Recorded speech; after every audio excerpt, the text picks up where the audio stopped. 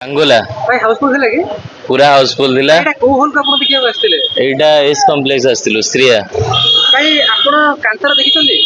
हां जो माने कहउछन्ती सिनेमा देखि कि माने कांगुला होछि कांतारा रो कॉपी सेमाने कोन कहबे नहीं नहीं कांतारा और कांगुला ये पूरा डिफरेंट मु मते भी लागुतला फर्स्ट सेमती तो जब मूवी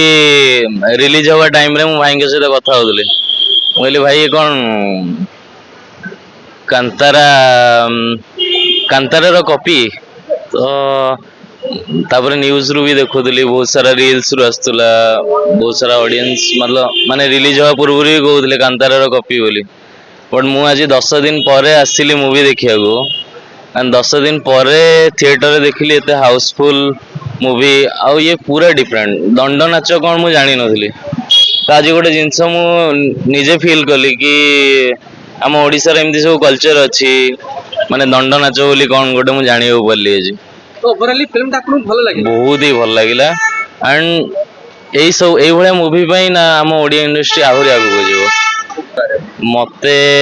सिनेमा रो सबुठु लास्ट जो सीन जोठी माँ पूरा दर्शन देइछन्ती सेठी तो पूरा से सब रियल लागु पूरा।